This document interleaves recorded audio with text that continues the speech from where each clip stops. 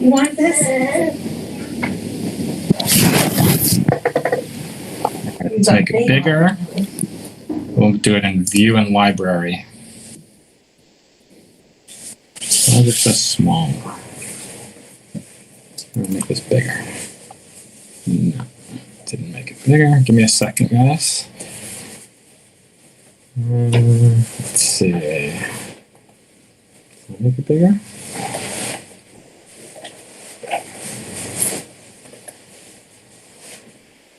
I don't know. I'll just make the whole thing bigger.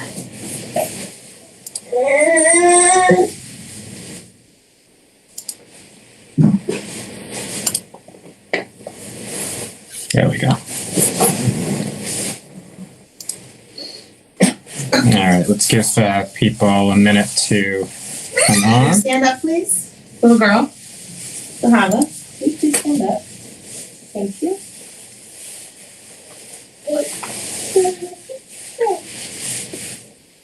Need a hat.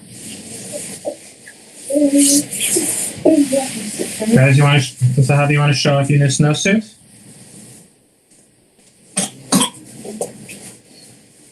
Doesn't sound promising. Okay. I'm just going to get you a hat. Oh, the minute. We'll start in a minute.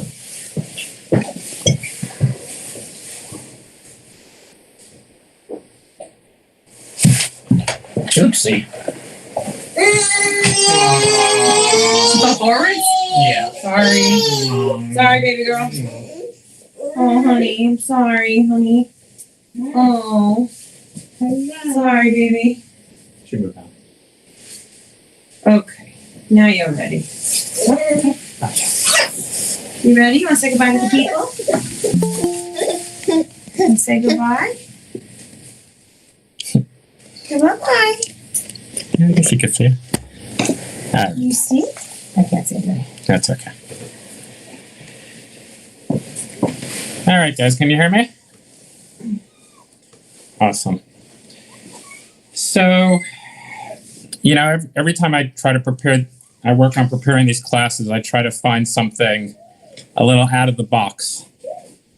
I figure if you want it in the box, then you could do a quick Google, or you may have heard it already somewhere else. So hopefully you'll find it interesting. If not, well, there's not much I could do at this point. Ask questions, and we'll try to make it interesting. All right, so here goes. So what was toeva, commonly translated as abominable, or abhorrent, or a few other words that are synonymous with that, about eating with Hebrews, and about being a shepherd in ancient Egypt. Right now, we'll look at the text and see, why I'm even asking that question. So a little introduction. In this week's Torah reading, we have the word toeva a couple of times. It is a word that is commonly understood to mean something very distasteful. The most prominent use is in the prohibition related to homosexuality. But it is used in many other places for a variety of behaviors. According to the Jewish Virtual Library, I think it is. What this is? Jewish Virtual Library, yeah. It appears in the Hebrew Bible 116 times as a noun and 23 times as a verb. It is one of several words that are used to describe the undesirable, and that could be a whole class in itself. I'm not going to go into all the different words. And is often understood to mean the most undesirable, the worst. It is usually used to describe something being detestable to God, but in the context of our parsha, it is the ancient Egyptians considering something a toeva. I will start with that topic as it relates to Egypt, and if we have extra time, I'll delve into the use. Zahaba, I'm teaching a class. She doesn't seem to care. Okay. And if we have extra time, I'll delve into the use of the word in some other parts of the Torah. I just brought some examples. I find it fascinating and demonstrative how this word is used and for what. Polygamy, slavery, stoning one's son to death, a son who's known as the wayward child, does not get this designation. But cross-dressing and remarrying a spouse after they've been married to somebody else and some other really interesting things do.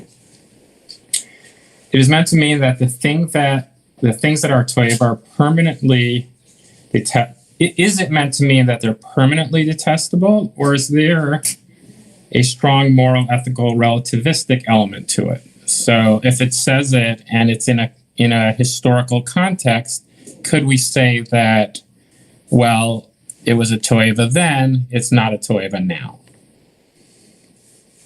The implications of this understanding can determine how we perceive homosexuality, but more broadly, how we should use the Torah to adopt to new social norms. All right, so here it goes. So this is from this week's Torah reading. It's within the broader context of the Joseph story. So just a quick summary. Joseph was his father's favorite of the 12 sons. The other sons were jealous of him. This was reinforced when Joseph had dreams that suggested that he would rule over them. So they decided to kill him. But then they backed away from the killing him, instead ended up selling him into slavery.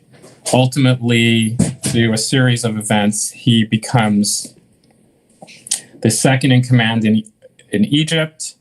There's a famine going on in the land of Canaan where his brothers are, and they're now coming to Egypt to get food, not knowing the rest of the story that he is now the one in charge of food. They get there, he accuses them of being spies. And, they can't imagine that it would be him. And so it doesn't even cross their minds. I mean, it's a little bit hard that none of them recognized him. So that part, you really have to kind of suspend a little bit, but that's the narrative. So that brings us to this part of the story. So they still don't know it's him. And then he invites them, while still accusing them of being spies, he invites them to a feast or certainly a lavish meal. Vayisimo lo levado.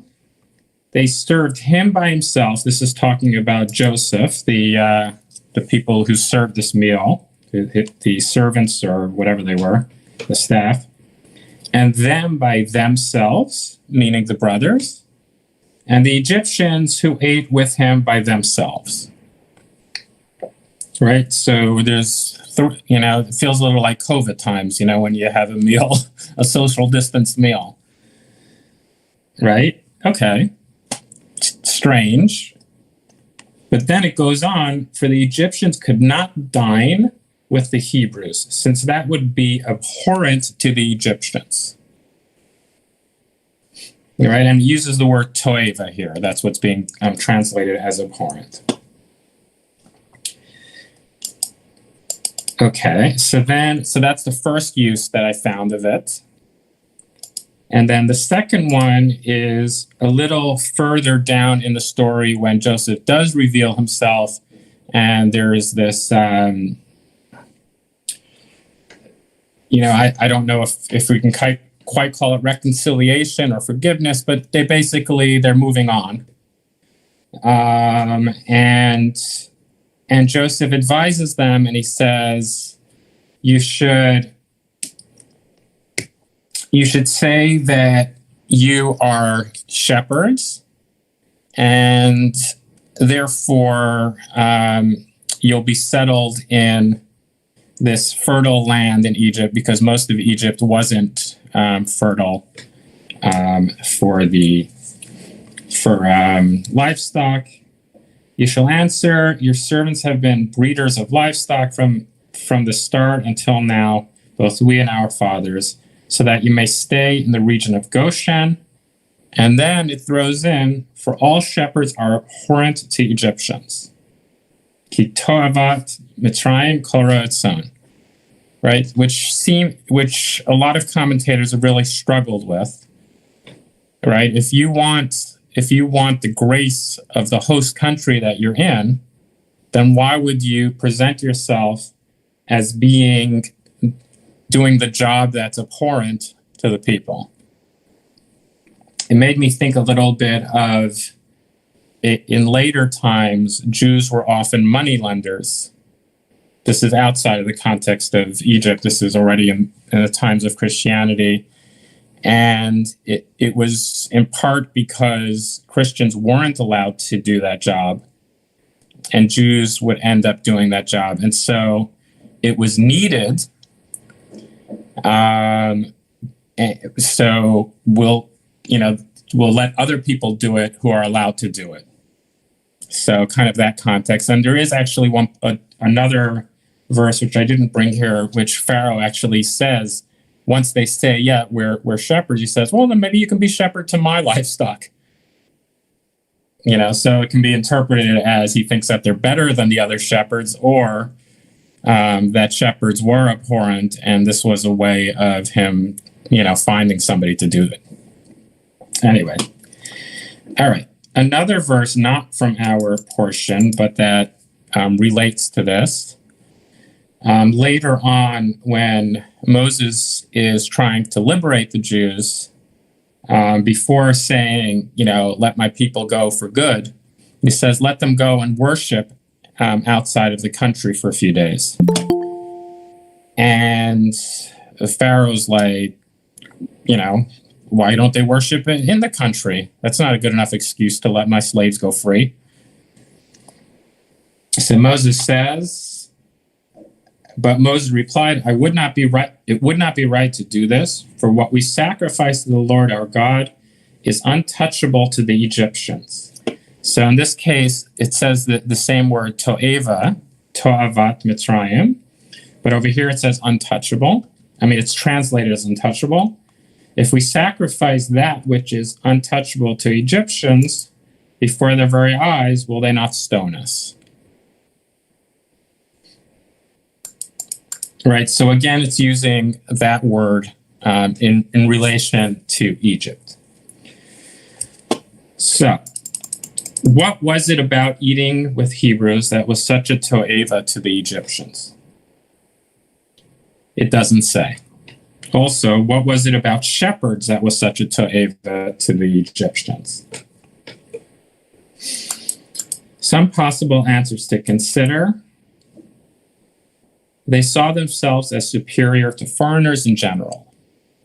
So they wouldn't eat together with others unless there was some 6-foot separation or mechitza or something.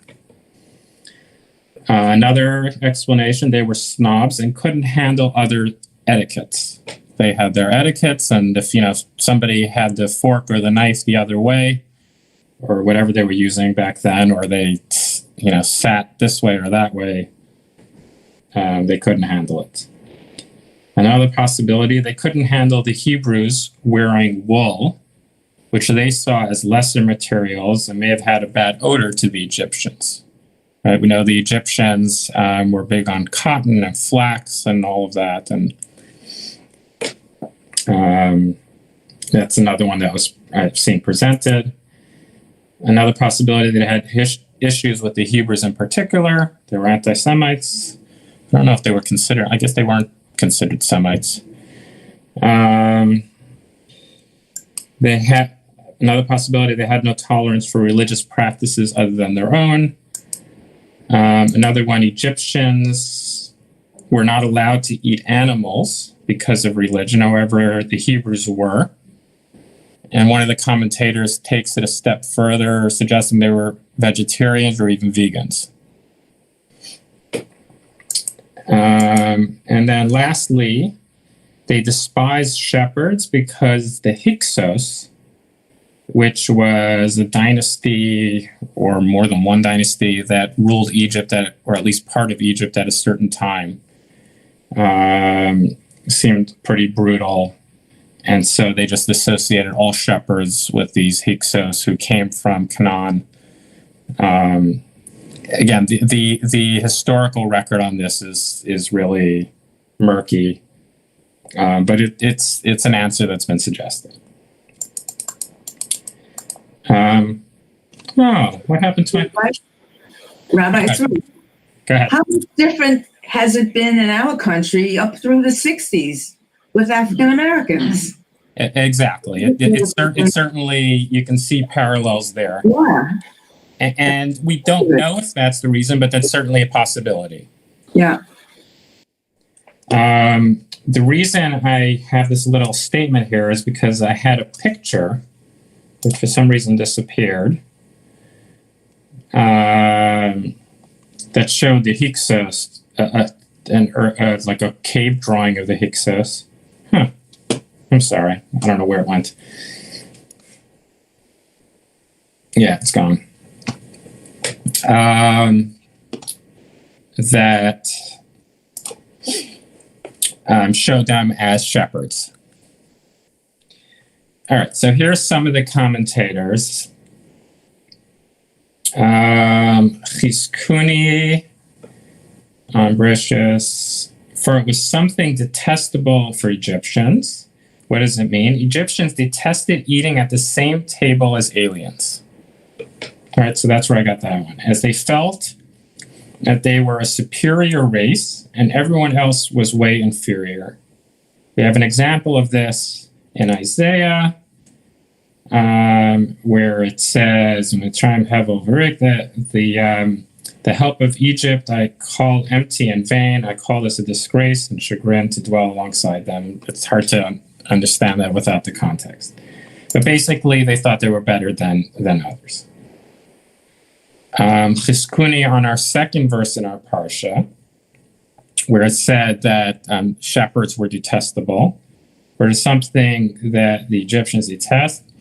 Rashi understands the line as, for it is a deity of Egypt, i.e., it is something that God detests, meaning their gods, i.e., an idol. Their favorite astrological constellation was that of the Lamb, which they worshipped. Worshipping in the language of pagans means to be afraid of. I'm not sure whose editing that is. We find a similar expression concerning the favorite idol of the Moabites, Shakut's Moav. So Shakuts or Sheket is another word that's pretty similar to Toeva. Chemosh, the abomination of Moab, and Milchan, the abomination of the Ammonites. Anyway, the point of that one, that they detested, where was it? For something that they didn't have. It is something that their gods detest, their favorite astrological sign. So basically, for them, you're bossing around their god if you're a shepherd. Rashi on Genesis on the first verse, for that is an abomination. It is a hateful thing to the Egyptians to eat together with the Hebrews. Okay, so basically at this point he's just translating. But he doesn't tell us why. He just says, look at Onkelos. Onkelos is kind of like Rashi in the sense, Rashi is sort of the first commentator that people generally go to when studying something if there's a Rashi available. Onkelos is the first translation that we're aware of. And it's a translation from Hebrew to Aramaic, I believe. So instead of Rashi bringing the Onkelos, I don't know if he just assumed you were going to have it handy, as is common in a lot of Chumashim. Chumashim is plural for Chumash, but that's Resendus, so we go to Onkelos. Onkelos says, they served to him by himself, and to them meaning the brothers by themselves into the Egyptians, eating with them themselves, because Egyptians cannot eat bread with Hebrews, for the domesticated animals that the Egyptians worship, the Hebrews eat. Right? And so it seems to suggest that it's the Hebrews in particular that they have an issue with. But then by specifying that it's about eating animals, then it's not necessarily about the Hebrews, but it's about anybody who eats their gods. Right? So while we're on Onkelos, I brought the Onkelos for the second verse, which says that it was a toeva to, that shepherds in general were detestable to the Egyptians, because Egyptians kept away all shepherds. They had an issue with shepherds, basically, is what Onkelos is saying. All right. The Radak on the first verse, and the brothers separately and the Egyptians separately. For the Hebrews were eating meat, as we know from the instructions to slaughter meat, which had been issued in verse 15. So Joseph had given instructions to go and slaughter meat. It says Egyptians did not eat sheep or goat, and the only reason they raised any animals, these animals was for their wool and their milk. According to Rashi, Egyptians did not eat sheep. What was that they considered sheep a deity? So he also mentions that Rashi talks about that as well. Okay, Rashbam. Something so abhorrent to the Egyptians that they would spit out when observing such a barbaric way of eating meat. So I saw this one as kind of the etiquette one, that they, if somebody didn't eat the way they ate, if you didn't have a steak knife, or if you didn't put your napkin on your lap or whatever it was, they couldn't handle it. Rabbi, I have a question. Sure. If Joseph was there for such a long time, why didn't he know this and tell his brothers or whatever at that time to do this? Like if we invite people who aren't Jewish to a house and it's kosher, they'll know not to eat, meat and milk or whatever. So why was this lack of learning, or is this just part of the story?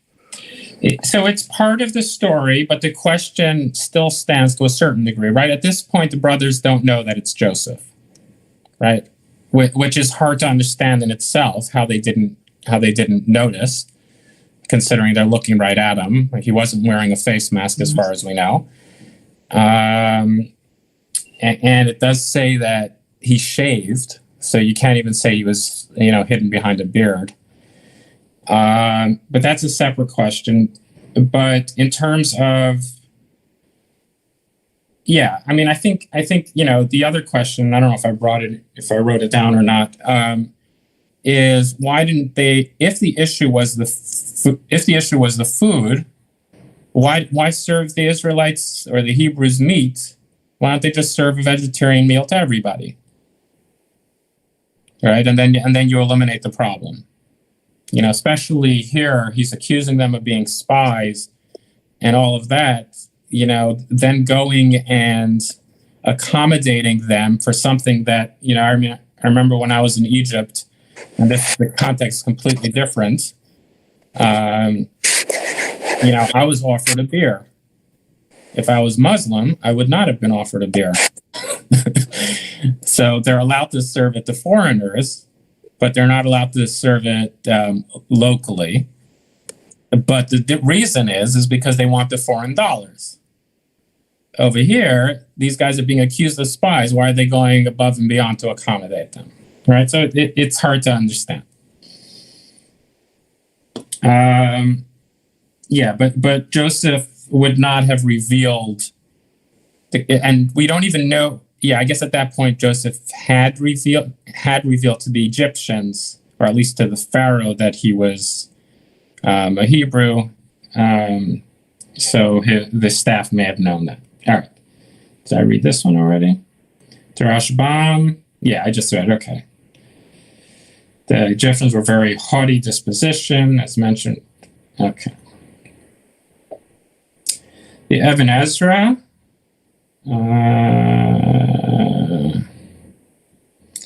Since every shepherd is a parent, the Egyptians of those times were vegetarians like modern Hindus. So scholars have kind of taken this Ibn Ezra apart because they were like, as far as we know, the Ibn Ezra never made it to India. How does he know exactly what the Hindus are or aren't eating? And, it's hard to know exactly what he was basing it on, but it's an interesting hypothesis. All right. And then that last suggestion that I gave, I actually found it in this fascinating paper. I'll just share it for a moment. This 24-page paper that specifically addresses the question that we're dealing with. So whoever Aaron Pinker is really went to town on this question, and he looks at some of the same commentators we're working with, as well as modern scholars and biblical criticism. And this was a suggestion that I think came from him, where he said it was about the clothing, and he used this verse to back it up. He says, so once he revealed that he was the brother, he gave them each clothing. To each of them, moreover, he gave a change of clothing. Actually, this was before he revealed it even. But to Benjamin, he gave 300 pieces of silver and several changes of clothing. And the question he asks is, why is he giving them clothing? He's giving them money. What's the point of the clothing? And so he says it's because he wanted them to be able to dress in an acceptable way in Egypt, because that was what was really detestable to the Egyptians about them. All right. Philo on Joseph. So Philo is one of those early Jewish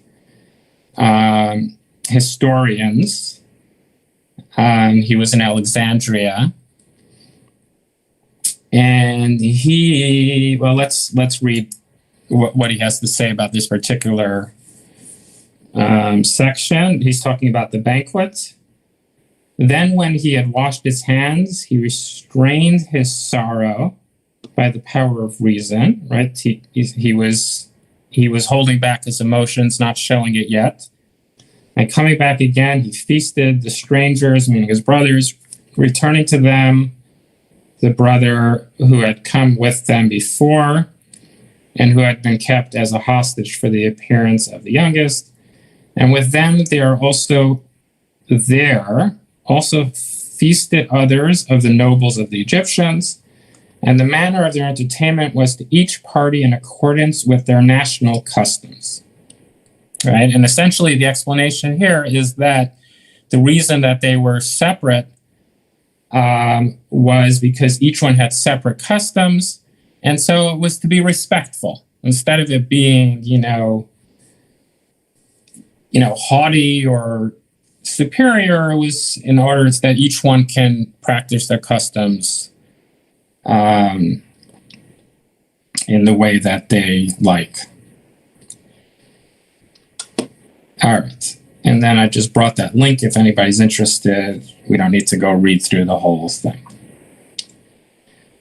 Further reading on this. Rabbi Shelley, that's very nice, except that's not what the text says. Yeah, so I find Philo in general, he veers off the text. It feels a little romanticized. He has this sort of idea of what happened, and he doesn't seem particularly constrained by the text. And, he may be basing it off of stories that he heard growing up, or he learned, medrash that he learned in yeshiva or whatever it was, or his own imagination. Another article that I found that addresses this, I'll just show it for a second if I can. Why can't I? Edit link, unlink. No, I don't want to edit or unlink. I can't bring it up right now. Let me see, I'll pull it up in the library, then maybe I'll be able to do it.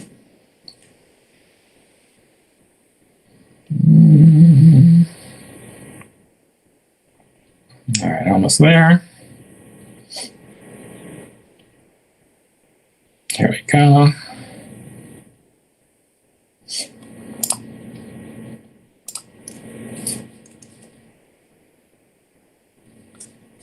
Can you see it? Yeah. Shepherds eating with Hebrews, an abomination to the Egyptians, right? So I'm not the only one who was struck by this and wondered about it. There is some scholarly work on it. All right.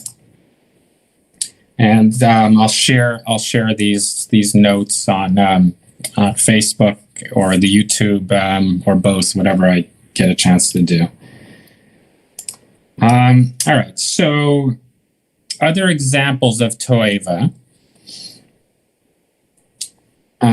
So here's one from the book of Dvar, Deuteronomy, which a lot of people have struggled with. Oh, hold on. I need to share this tab. All right. Here we go. A man takes a wife and possesses her. Not the best use of wordage in modern times, but you get the idea. She fails to please him because he finds something obnoxious about her. Again, the wording and translation might be a little hard to hear. And he writes her a bill of divorce, hands it to her, and sends her on her own. She leaves his household, becomes the wife of another man. Then the latter man rejects her, writes her a bill of divorce, or he dies. Then the first husband who divorced her shall not take her to wife again, since she had been defiled, for that would be abhorrent, and he uses the word toeva, to the Lord. You must not bring sin upon the land that the Lord your God is giving you as heritage. All right, and commentators have really struggled to understand what's the issue here, what's so bad, what is this defilement that happened. So a common understanding is that they're afraid of swinging, of wife swapping. You know, I actually saw this on a piece about some Muslim country. I don't know if I remember if it was Saudi Arabia or where it was, where men would go to either prostitutes or some other form of, you know, that sort of type of thing, and marry them for the moment and then divorce them, basically manipulate religion so that they can feel good about themselves, even though they're doing something which is morally unacceptable and unacceptable to the religion, but basically finding a loophole. And so commentators say that that's really the reason here, although that, you know, if that was really the reason, then it could have put those limits instead of somebody who really regrets, you know, getting divorced, 20, 30 years later, and they're both feeling alone and realize that the reasons that they got divorced in the first place are long gone.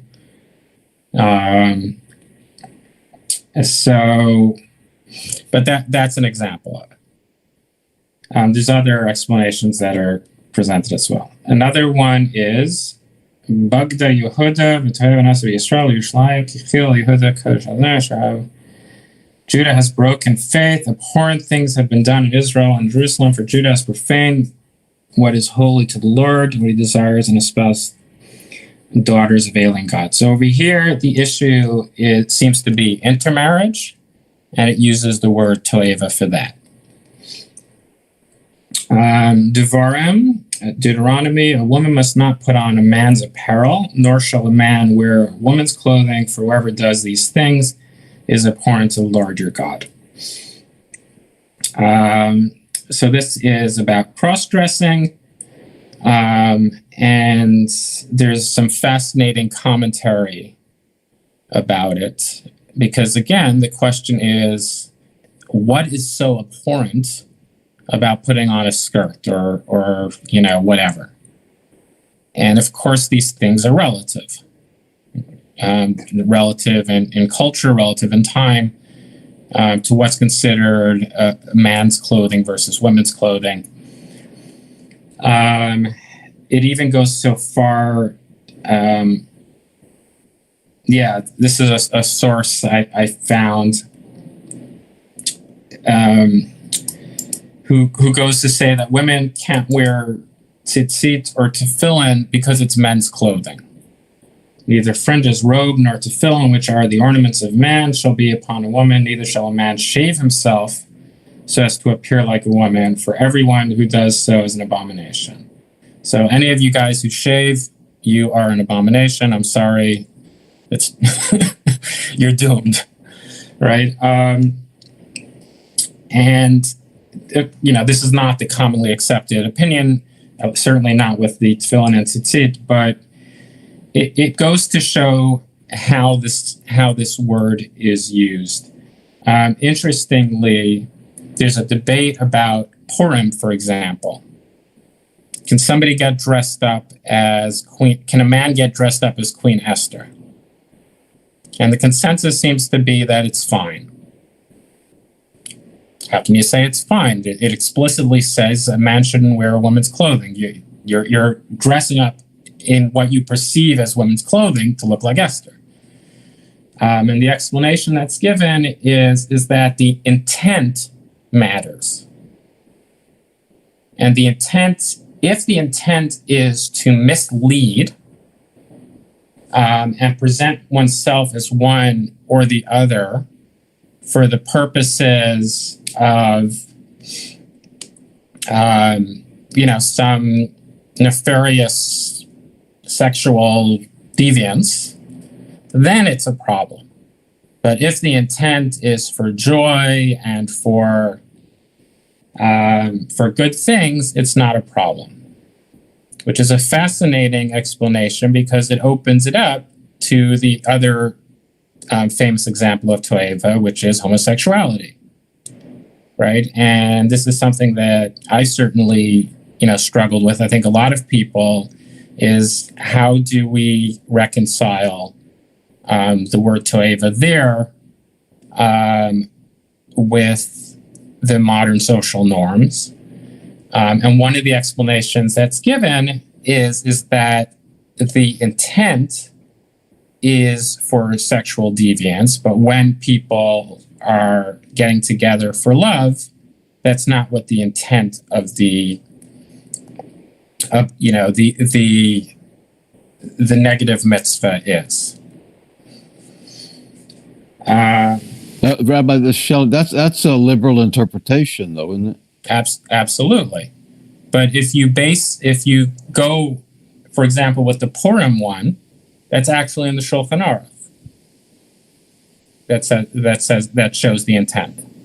It's a long stretch, though. I agree.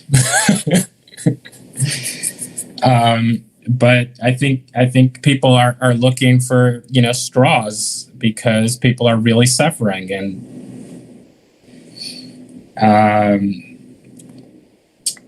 somebody who I know who's become a pretty well-known transgender person, Abby Stein,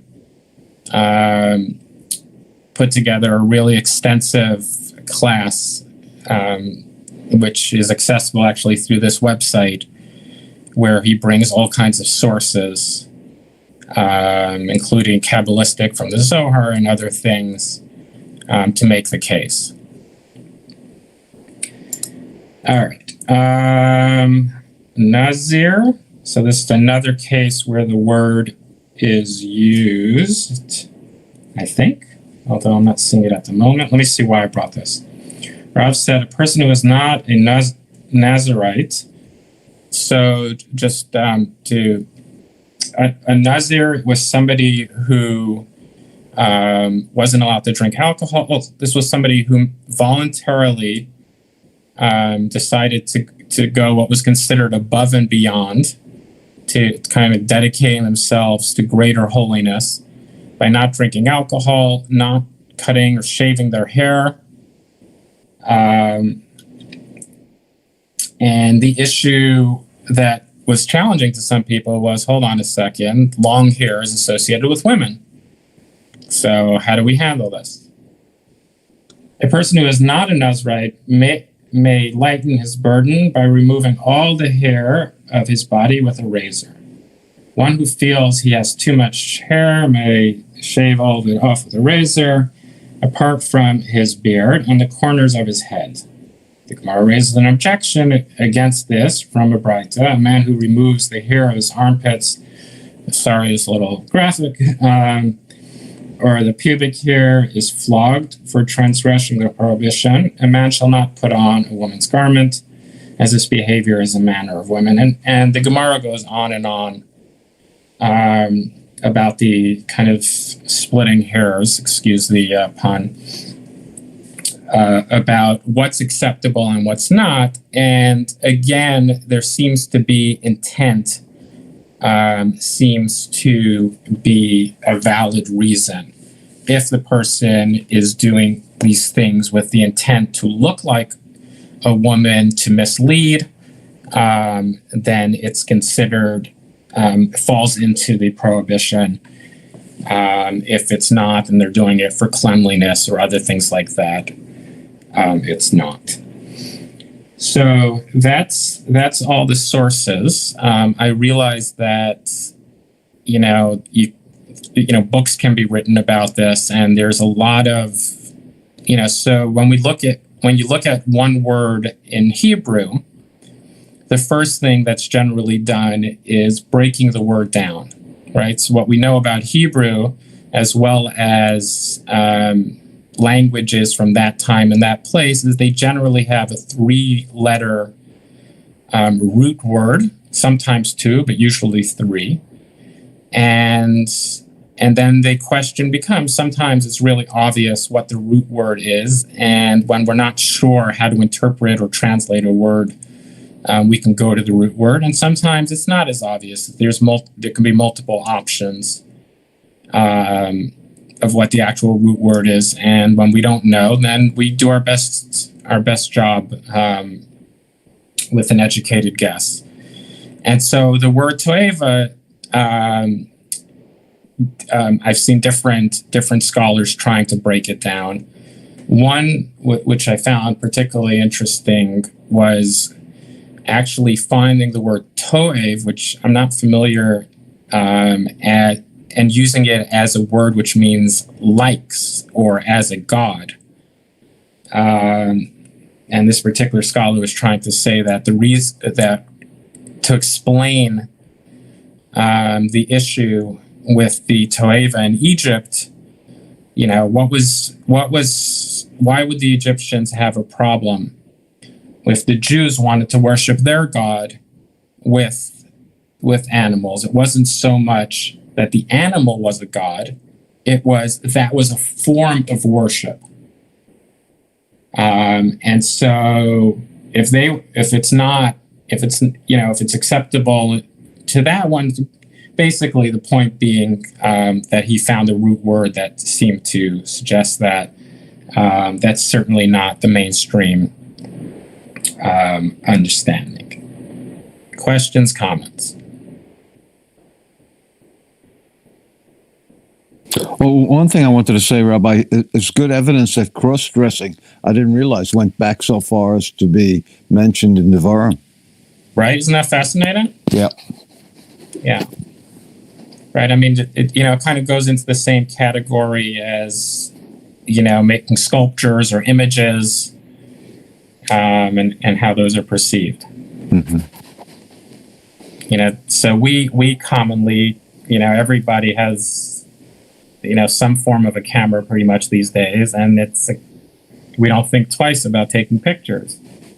Some people saw that as a direct prohibition against the making images, prohibition, and still do.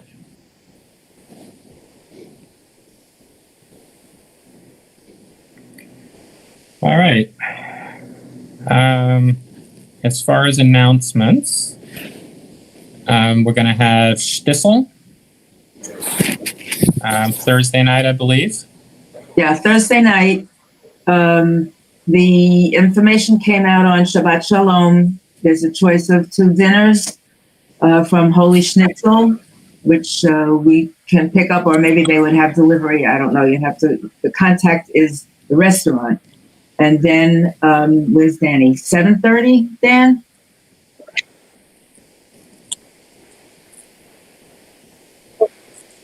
Okay, and then we'll get a link.